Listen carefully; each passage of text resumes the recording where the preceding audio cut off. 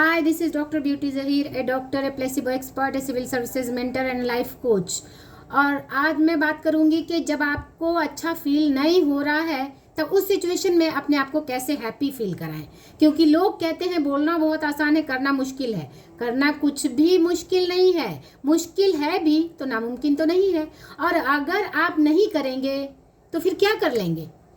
नहीं करके भी क्या हो जाएगा? कुछ फायदा हो जाएगा? अगर आपके घर में आपके पास ऐसी सिचुएशन आई कि आपको बहुत रोने का मन कर रहा है, बिल्कुल अनटुवर्ड हो गया, कितनी देर रोएंगे? अल्टीमेटली तो चुप होना ही है। तो फिर जब रो के चुप होना ही है तो पहले ही चुप क्यों ना हो जाए?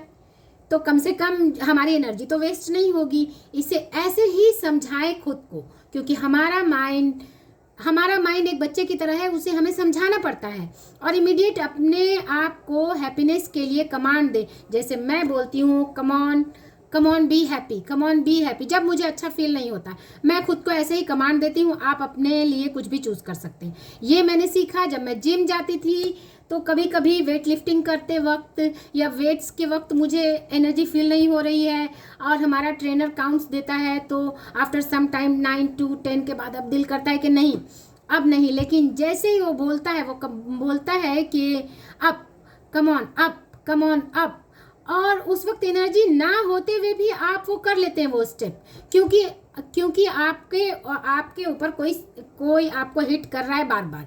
ऐसे ही आप अपने आप को ट्रिगर दें, क्योंकि अदरवाइज ट्रिगर नहीं देंगे तो क्या मूड खराब होगा, अच्छा नहीं लगेगा, उसमें नुकसान है। तो हम अपना नुकसान क्यों करें?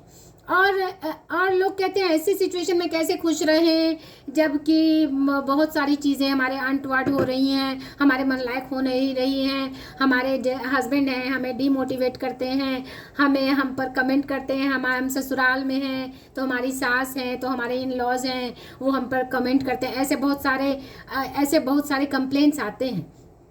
लेकिन अगर उस केस में आप अपने मूड को डिस्टर्ब अगर आपने कर दिया तो आप कुछ ना कुछ उसके अकॉर्डिंग रिएक्शन देंगे तो सामने वाला चुप थोड़ी ही बैठेगा, वो फिर और रिएक्शन देगा और ये सिचुएशन मल्टीप्लाई होती चली जाएगी।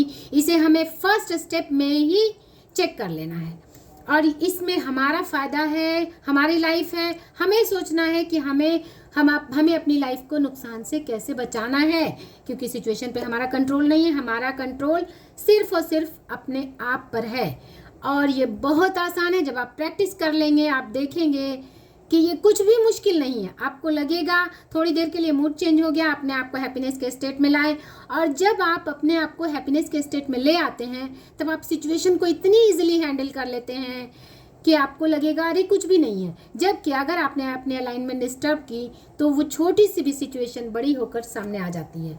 तो हमें खुद को बचाना है और खुद को आप देखेंगे कि ऐसी सिचुएशन को अगर आपने कंट्रोल कर लिया, नेक्स्ट मोमेंट लगेगा कि वो चीज़ें आई और गई और चली गई।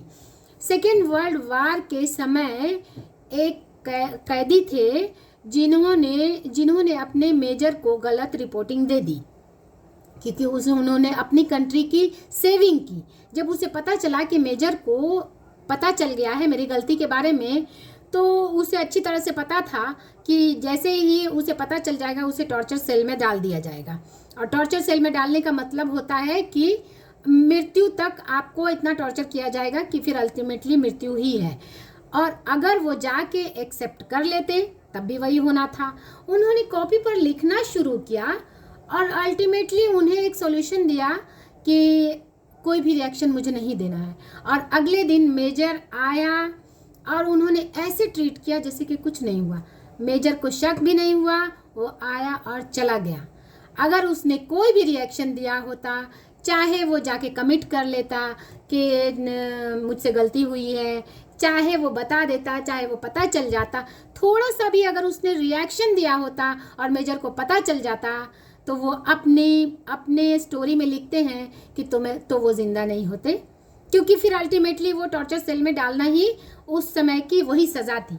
उसने ऐसे ट्रीट किया जैसे कुछ नहीं हुआ और सचमुच कुछ नहीं हुआ और एक बड़ी दुर्घटना होने से बच गई।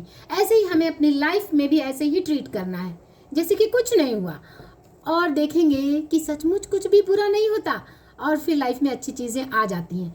ऐसे ही खुद को ट्रीट करें और अपनी लाइफ में सब कुछ अच्छी चीज़ों को इनवाइट करें और आप देखेंगे कि life day by day better होती चली जाएगी। Thank you.